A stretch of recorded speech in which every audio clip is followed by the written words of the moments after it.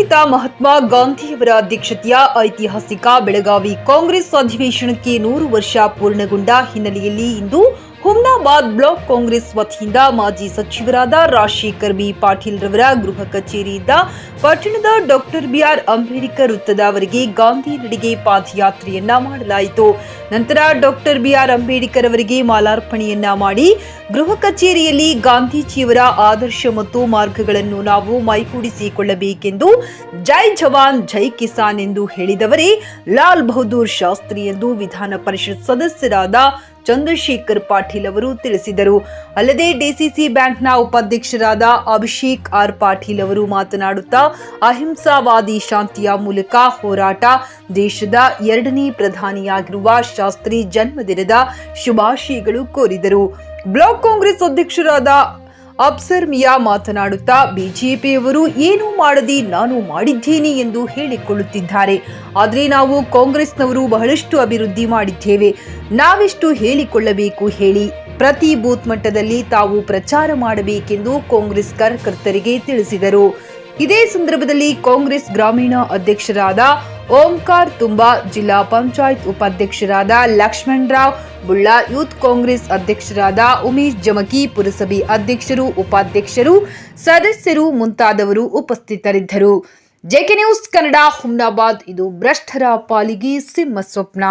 ಮಹಾತ್ಮ ಗಾಂಧೀಜಿ ಬಗ್ಗೆ ಅದಕ್ಕೆ ನಾನು ಈಗ ಸಮಯ ಬಹಳ ಆಗಿದೆ.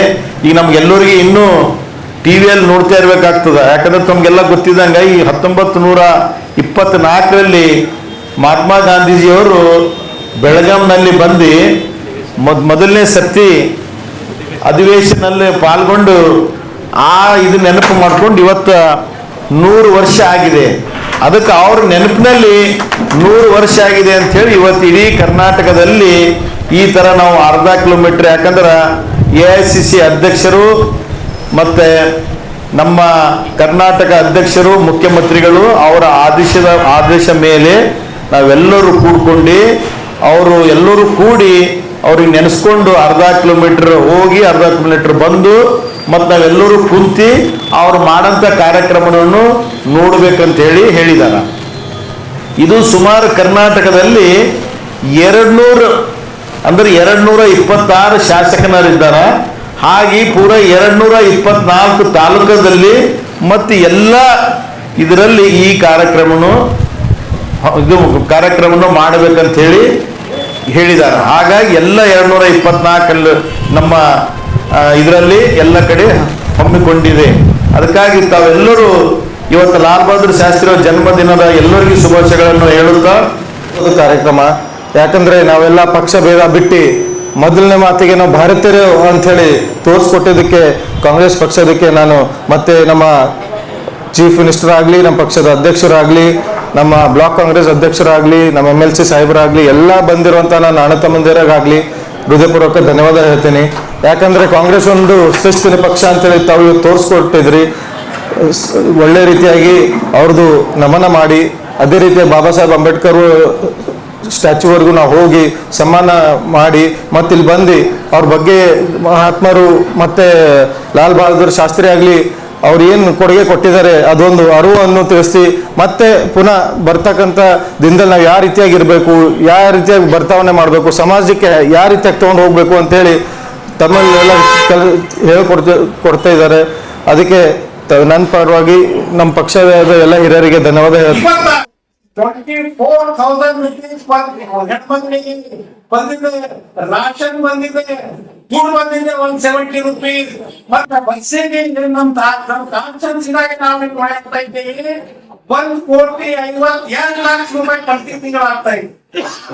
ನನ್ನ ಸರ್ಕಾರದಿಂದ ಹೆಣ್ಮಕ್ಳಿಗೆ ತಾಯಿಗಳಿಗೆ ಎಲ್ಲ ಬಿಡಿ ಮಾಡಿ ಕರ್ತವ್ಯ ಅಲ್ಲ.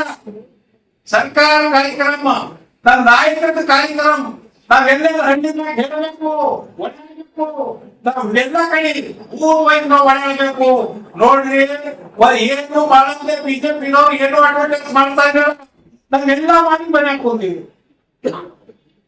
ನಾನು ತಮ್ಮ ಕೈ ನೋಡಿ ವಿನಂತಿ ಮಾಡ್ತೀನಿ, ನಮ್ಮ ಕಾರ್ಯಕ್ರಮ ನಾವೆಲ್ಲ ಅನ್ಕೊಂಡಿದ್ದೇವೆ, ಏನೇನು ಮಾಡಿಸ್ತೇವೆ ನಾವೆಲ್ಲ ಜನರಿಗೆ ತಿಳಿಸ್ಬೇಕು, ಜನರಿಗೆ ಹೇಳಬೇಕು. ನಮ್ಮ ನಿಮ್ಮ ನೆಚ್ಚಿನ ನಾಯಕರಾದ ಶ್ರೀಮಾನ್ ರಾಜಶೇಖರ್ ಪಾಟೀಲ್ ಅವರು ಏನ್ ಡೆವಲಪ್ಮೆಂಟ್ ಮಾಡಿದಾರ ನಾವೆಲ್ಲ ಜನರಿಗೆ ತಿಳಿಸ್ಬೇಕು. ರೋಡ್, ತಮಿಳಿಗೆ ಹಾಲ್, ತಮ್ಮ ವಾಟರ್ ಸಪ್ಲೈ ತಾವ್ ಎಲ್ಲೆಲ್ಲಿ ಮಾಡಿದೆವು ತಾವ್ ಜನರಿಗೆ ಹೇಳಿ ಏನ್ ನಾವು ಮಾಡೋದಕ್ಕೆ ಯಾಕೆ ಹಿಂದೆ ಆಗ್ಬೇಕು? ನಾವ್ ಎಕ್ಕೆ ಒಳಗೆ ಹೇಳಬೇಕು, ನಾವು ಇದು ಮಾಡಿದೆವು ಅಂತ ಹೇಳಿ ಸುಳ್ಳು ಹೇಳ್ತಾ ಇಲ್ಲ, ತಾವ್ ಧೈರ್ಯ ಹೇಳ್ತಾ ಇದ್ದೀರಿ. ತಾವೆಲ್ಲ